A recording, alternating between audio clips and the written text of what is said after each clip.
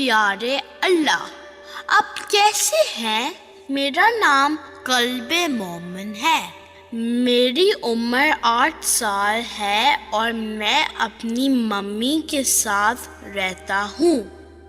آپ مجھے جانتے ہیں نا، کیونکہ آپ نے مجھے پیدا کیا، لیکن میں پھر بھی آپ کو اپنی ایک تصویر بھیج رہا ہوں تاکہ میں آپ کو یاد آ جاؤں۔ آپ نے اتنے بہت سارے لوگوں کو پیدا کیا ہے، ہو سکتا ہے آپ مجھے بھول گئے ہوں۔ حالانکہ ممی کہتی ہیں ہم تو اللہ کو بھول سکتے ہیں، لیکن اللہ ہمیں کبھی نہیں بھولتا۔ آپ کو بہت سارے لوگ خط لکھتے ہوں گے۔ میں سوچتا ہوں آپ اتنے سارے خط کیسے پڑھتے ہوں گے، پر ممی کہتی ہیں آپ اپنا ہر خط پڑھتے ہیں، وہ بھی خود۔ مجھے یہ نہیں پتا کہ آپ کہاں رہتے ہیں، لیکن ممی کہتی ہیں آپ وہاں رہتے ہیں جہاں کوئی نہیں رہتا، آسمان پر۔ میں تو آسمان تک نہیں جا سکتا، لیکن آپ کو خط یہاں بھیج رہا ہوں، کیونکہ آپ تو اپنی ڈاک ہر جگہ سے لے لیتے ہیں۔ یہ بھی مجھے ممی نے ہی بتایا۔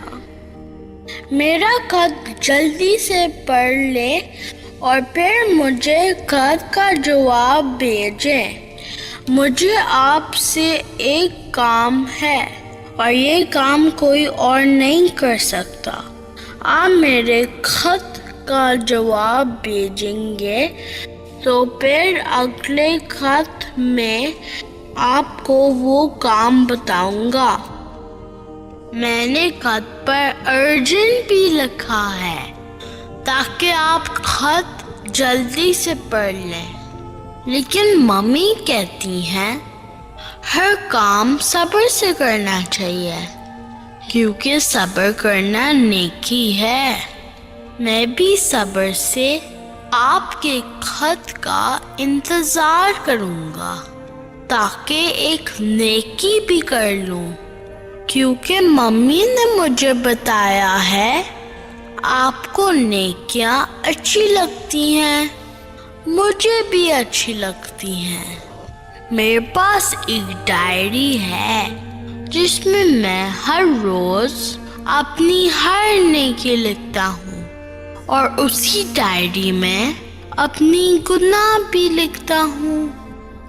ممی کہتی ہیں اس طرح کرنے سے مجھے یاد رہے گا کہ میں ہر روز اچھے کام زیادہ کرتا ہوں کہ برے کام۔